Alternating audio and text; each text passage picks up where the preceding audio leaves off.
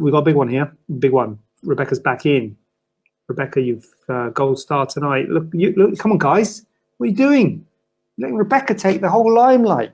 You know, Tracy's had a go. Sarah's had a bit of, you know, the getting married stuff, but Rebecca's well in. Coming to you next year, as had capsular contracture and would like them replaced and uplift. Which implants would you recommend to help stop capsular in the future, and would it be better behind the muscle as less contact with tissue? Okay, good question. Flipping heck, Rebecca, you've nailed it on the tummy tuck questions, and now you're going on the breasty questions.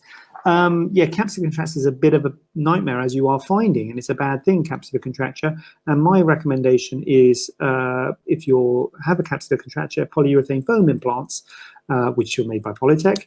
They're the only company that make them because they've got a much lower rate of capsular contracture. However, they're a bit controversial, and there are certainly, like anything, like I was saying, what was I saying about the pros and cons? What was it?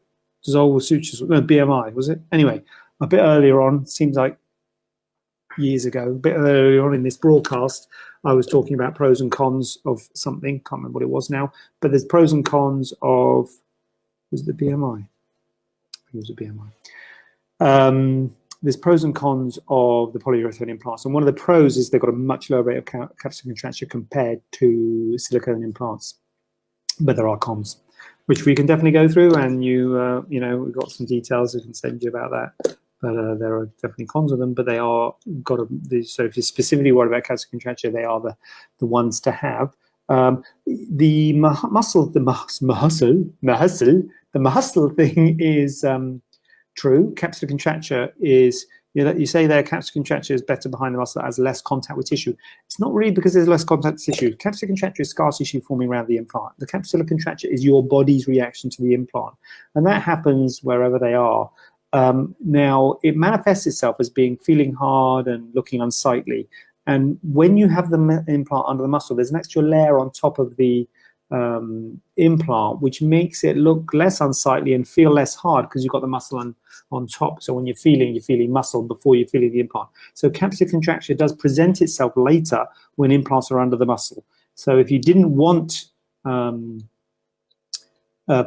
implants, then I think polyurethane implants is probably the best way to reduce capsular contracture, but also putting them under the muscle is another thing that you can do if they're on top of the muscle and you can see the edges, feel the edges, particularly you've got things like rippling and things. Putting them under the muscle does give that extra layer of cover and makes capsular contracture present later. But I hate to be like a moaning mini. Moaning mini is the wrong word. I hate to be a sort of negative guy, but like anything, like the BMI thing and like the polyurethane implants, there's bad things about putting them under the muscle. So again, you've got to weigh it up. You know, when you put up the muscle, they can be high, they can be wide, you can get animation deformities. So there are bad things about putting it under the muscle, but there are also good things about putting it under the muscle because it gives you that extra layer of cover.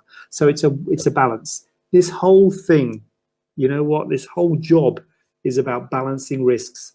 And we had a thing on Facebook the other day, I don't know if you saw it, about that lady who died in, I don't know where she was it Turkey or anyway, it doesn't really matter where she was. She had buttock augmentation and she died, which is so rare. You know, actually, death after buttock augmentation isn't rare, but death after cosmetic surgery, well, it is rare, but buttock augmentation is known to have a high fatality, much higher than any other cosmetic surgery. But I'm getting off the point. The point is there's risks with all surgery. I don't know if I should start that, but there is risks. And everything's about a risk and a balance. And if someone says, look, could bad things happen if I have surgery? You'd be like, yeah, they could. But there are bad things that can happen with anything. There are bad things that happen when we go out to across the road or to drive down the motorway. And we just got to balance the risk every time we do stuff. But if you specifically ask, is there a risk with me driving home tonight? Yes, there is a risk. But what am I going to do? Stay here? No thanks. Oh, dear. Terrifying here at night, I'll tell you. You know, it's a balancing of the risks. Stephanie's in with a late one. I had capsular contract. Oh no, that's Rebecca. Stephanie, I had Jonathan. Oh God, I'm all over the place. Did my capsular implant replacement? Yes, I did. Pulling it, and they're amazing. So, oh, look at that. Look at that. As if I'd planned it. Tonight is going. I should do it late every night. It's going better than ever. Stephanie, you're a legend. Thank you very much. If I could I can't thumbs up this, but I will thumbs up at my convenience later because I can't get on this thing because I've got the thing with when I put it up like that. So that's not, it's, you know, I can't put the thumbs up on. Thanks, Stephanie. Thanks for that vote of confidence. I'm very grateful. And yeah, can't forget your case, Stephanie. That was an interesting one, and I'm glad. Yeah, it looks great. So yeah. What we got here is Rebecca's back in. Good. I had capsular contracture after pregnancy. It's not painful anymore. I heard that in America they use some sort of mesh over implants to help stop it. My implants are 9 years old, and I'm sure pregnancy has something to do with it. Okay. Yeah. Pregnancy and capsular contracture. God, is that a risk factor? I don't think it is, Rebecca. I don't think it is. But you know, what are you going to do? Not get pregnant? You know, what's more important? I don't think it is. It might be. We don't really know much. Well. I shouldn't say we don't know much about capsular contracture. There's loads of things that are, it's multifactorial capsular contracture. There's loads of things that there's no one thing that causes it. I mean, it is scar tissue, which is normal. Scar tissue is normal. There's loads of things that exacerbate it, and there's loads of things we do to reduce it and minimize it.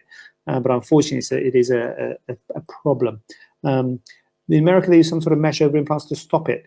Interesting way of putting it. They do use mesh, and we use mesh here. Dermal matrix, and mesh is like it's a dermal substitute. So it's the dermis is the bit underneath your skin, and it basically gives another layer of cover over the implant. And it's a bit like putting them under the muscle, but without putting them under the muscle. It gives another layer of cover. So mesh is good. Mesh is good to support breast implants. Is good to give extra layers of cover over them and what have you. And I think they do use it a lot more in America than we do here. One of the problems with mesh is that it's expensive. That's a big problem because a lot of this stuff is done in the private sector. If you have stuff, you know, when you were doing stuff in the NHS, like reconstructions and things, it's still expensive there, but you know, I think you'd use it more. But for a cosmetic augmentation, when the costs are passed to the patient, it is an expensive thing to be using. And it's only really in revision cases and people have got real problems that you really need to use a mesh. And a mesh just gives another layer of cover over the top in the same way that a muscle would do. A muscle would do it better. The problem with the muscle is submuscular. The muscle comes like that.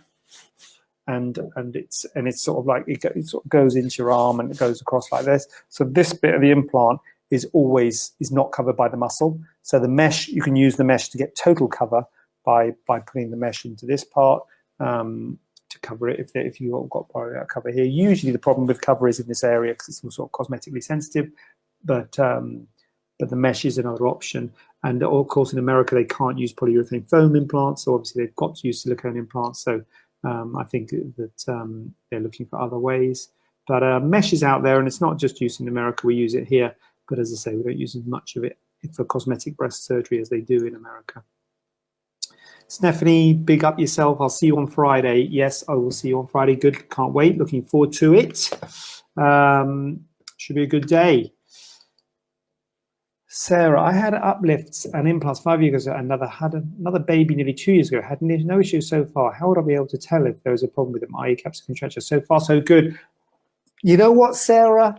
Don't go looking for it. A lot of people say, have I got capsular contracture?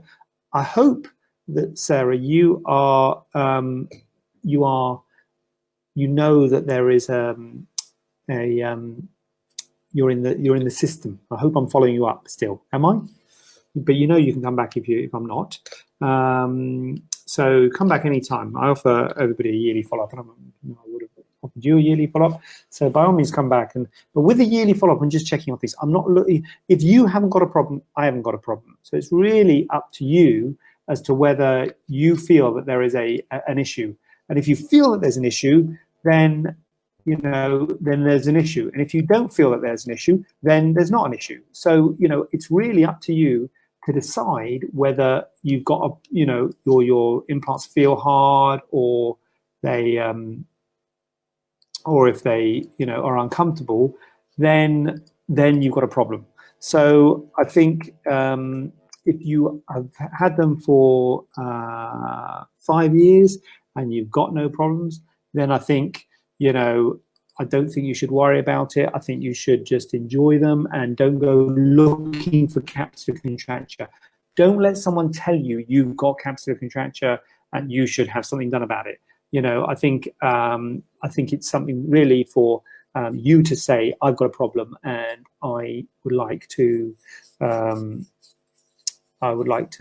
a something done about it, because if you haven't got a problem and if they don't feel hard and if they look fine, then you haven't got a problem. If you feel like you've got a problem, if they feel hard or there's any issues, come and see me and we can talk about it and see what the problem is. It's not really for you to diagnose capsular contracture and things. It's just symptomatic. It's based on symptoms. So the patient's got no symptoms. If you say, how do you feel? I feel fine. You've got no problems with your implants, then that's fine. You know, that's it. If you have got symptoms, okay, well, let's have a look what this, you know, then we can examine and see what's going on to see what the problem is. But it's not, don't think, oh, you've got to look out for capsular contracture and make sure you diagnose it and come and get it seen too quickly, because the answer with capsular contracture is the longer you leave it, the better. Even if you have got capsular contracture, the longer you leave it, the better. Because once you start doing stuff, then you create more capsular contracture in the next set of implants. So that goes with you as well, Rebecca. So if you start doing surgery on people with capsular contracture, you create more capsular contracture. So you only do surgery once it's really bad. So you wait until it's as bad as it's going to be before you start messing with it.